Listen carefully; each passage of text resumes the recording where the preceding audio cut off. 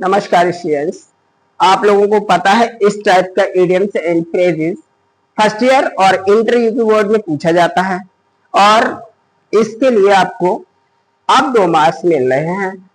इससे पहले 5 पूछे जा रहे थे। 2020 तक 5 पूछे जाते थे और उनमें से 3 के आंसर आपको देने होते थे। अब ऑप्शनल पूछा जाएगा आपसे और इसके लिए हो जाइए तैयार। देखिए इडियम्स फ्रेज, इडियम्स को समझते हैं पहले। इडियम्स होता क्या है? शब्दों के एक शब्द नहीं, 2 नहीं, 3 नहीं, बल्कि एक समूह होता है। इसमें 2 भी आ सकते हैं, 3 या 4 शब्द भी आ सकते हैं, ठीक है। और ये शब्द जब आते हैं तो उनका जो मूल अर्थ होता है यह होना चाहिए, वो ना होके कुछ नया अर्थ देता है। ऐसे सभी शब्द समूह को हमें देखना यह है कि जो उसका मूल अर्थ है उससे हटके नया कौन सा अर्थ ये शब्द दे रहे हैं, इसी को बोलते हैं इडियम्स।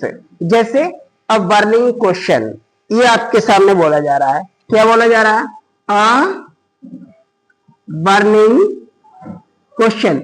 इसका मतलब एक जलता हुआ प्रश्न, लेकिन इसका अर्थ ऐसे नहीं लगाएंगे। ऐसे अर्थ लगाओगे तो सब गड़बड़ हो जाएगी। इसका नया अर्थ क्या है? तो वो हो जाएगा ज्वलंत मुद्दा। अब आइए all in all. All in all इसका अर्थ हो रहा है all in all, whole and soul, यानी सर्वे सर्वा। इसका अर्थ हो रहा है सर्वे सर्वा। हिंदी में अर्थ समझते हैं। The PM is an all in our country.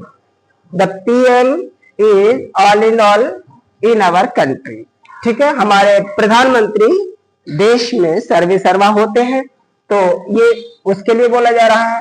A bed of roses, इसका अर्थ क्या है? बेड ऑफ रोजेस का शाब्दिक अर्थ कुछ और होगा, रियल अर्थ क्वाइट कंफर्टेबल, यानी कि फूलों की सेज। The post of DM is not a bed of roses. अर्थ ये होगा डीएम की पोस्ट कोई फूलों की सेज नहीं है, मतलब आसान काम नहीं है। क्वाइट कंफर्टेबल का मतलब ही होता है आसान काम, ठीक है। थर्ड देख लिए, ऑल एंड संडे। संडे या सनड्राई भी बोल सकते हैं, इसको समझने में आसानी रहेगी आपको इसमें। ऑल एंड सनड्राई इस तरह से भी बोलेंगे तो एवरीवन विदाउट डिस्टिंक्शन, भेदभाव होता है। इसका अर्थ भेदभाव होता है, यानी कि हर किसी के लिए बिना भेदभाव के। हिंदी में भी अर्थ हमने लिखा बिना किसी भेदभाव के, प्रत्येक व्यक्ति के लिए। यह होता है इसका हिंदी अच्छे से क्लियर समझने के लिए यहाँ देखिए हमने एक सेंटेंस लिखा हुआ है, he invited all and sundry in marriage party. इसका मतलब उसने अपने मैरिज पार्टी में सभी को बगैर भेदभाव के बुला लिया। आगे आइए, आगे लिखा है an apple of discard. Apple of discard, ठीक है। इसका यहाँ अर्थ कॉज ऑफ क्वारल है, मतलब झगड़े की जड़ है। एन एप्पल ऑफ डिस्कार्ड का अर्थ झगड़े की जड़ हो जाएगा, ठीक है। तो यूज खुद से भी कर सकते हैं। This pen is an apple of discard between 2 friends. इस तरह से यूज हो जाएगा। जो अर्थ एन एप्पल ऑफ डिस्कार्ड का होगा वही ए बॉन ऑफ कंटेंशन का होगा। ए बॉन ऑफ कंटेंशन का अर्थ भी होता है झगड़े की जड़, ठीक है।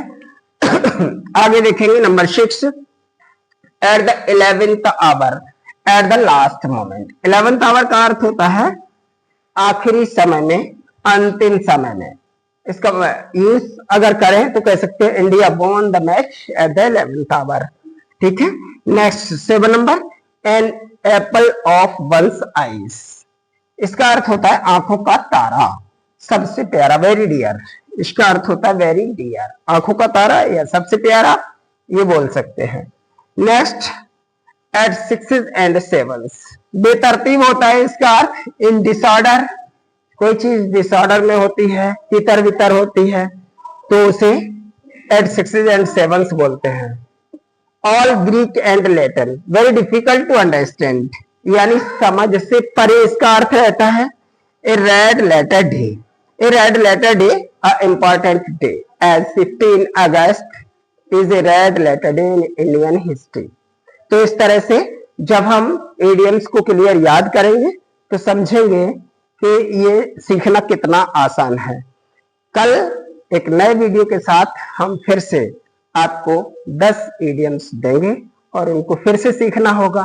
वो सारे इडियम्स से सिखाएंगे जो यूपी बोर्ड के 12th एग्जाम के लिए इंपॉर्टेंट हैं।